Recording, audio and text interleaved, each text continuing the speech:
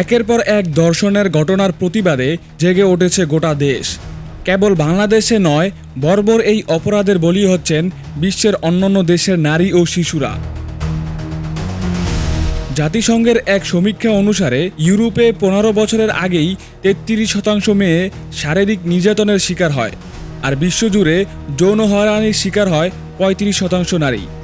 ২০২৪-এর অক্টোবরের প্রকাশিত ইউনিসেফের এক প্রতিবেদন বলছে, বিশ্বের প্রায় ৩৭ কোটি নারী শিশু ধর্ষণ ও যৌন নির্যাতনের শিকার হয়েছে। বিশ্বের অনেক দেশে ধর্ষণের সর্বোচ্চ শাস্তি ফাঁসি। ভারতে ২০২৩ সালের দণ্ডবিধি অনুযায়ী ১২ বছরের কম শিশু ধর্ষণের শাস্তি মৃত্যুদণ্ড।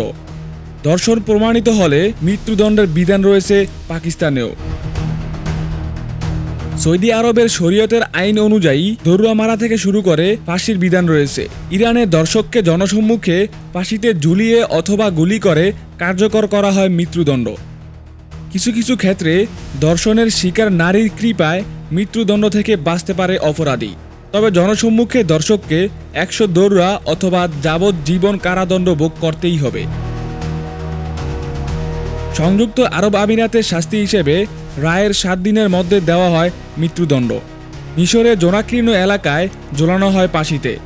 উত্তর কোরিয়ায় ধর্ষককে ফায়ারিং স্কোয়াডে নিয়ে মাথায় গুলি করে মৃত্যুদণ্ড কার্যকর করা হয়। আফগানিস্তানে ধর্ষণের শাস্তি দেওয়া হয় রায়ের ৪ দিনের মধ্যে। চীনে ধর্ষণের যৌনাঙ্গ কেটে দেওয়া বা মৃত্যুদণ্ড বিধান রয়েছে। রাশিয়ায় ধর্ষণের শাস্তি ৩ থেকে ৩০ বছর পর্যন্ত কারাদণ্ড।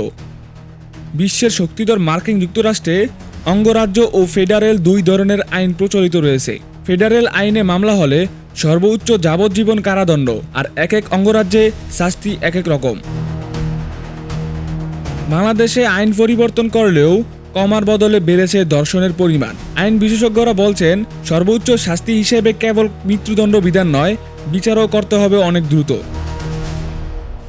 মাহিন ইসলাম পাবেল, নিউজ ট্রিপল আই।